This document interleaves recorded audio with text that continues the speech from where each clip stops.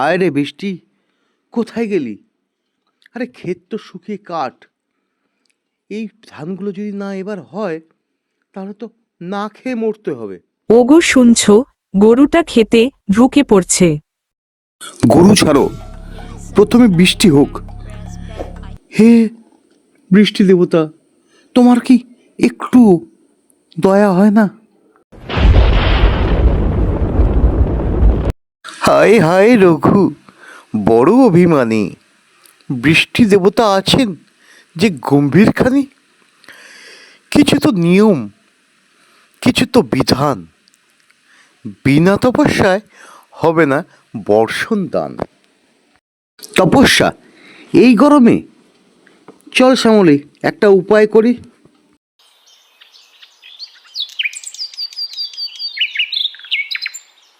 মোড়ল মশাই, একটা সভা ডাকুন।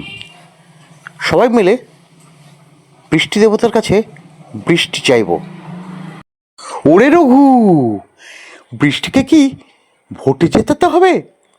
আরে এরকম করে মেঘ আসবে না।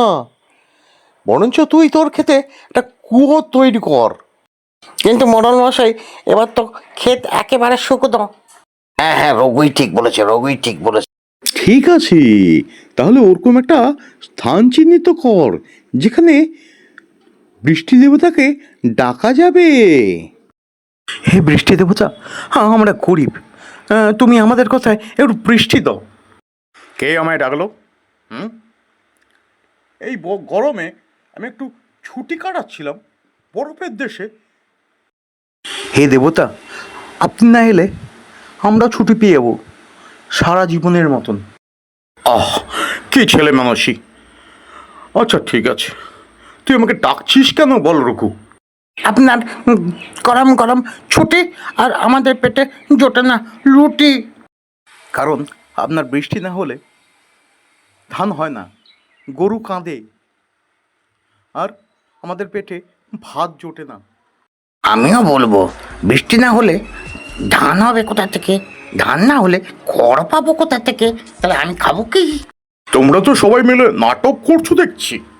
তোমরা যদি সত্যি বৃষ্টি চাও তাহলে একটা কাজ করো, একটা কুয়ো করে জল তোলো, গাছ লাগাও, আর আমাকে নিয়ে গান বাঁধো।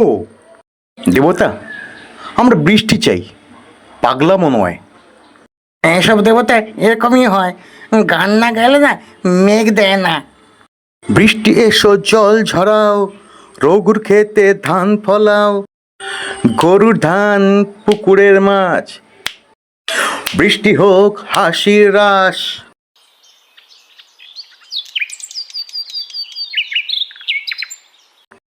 আহ, এমন গলা আর এমন কাজ, এবার হবে বৃষ্টির সাজ।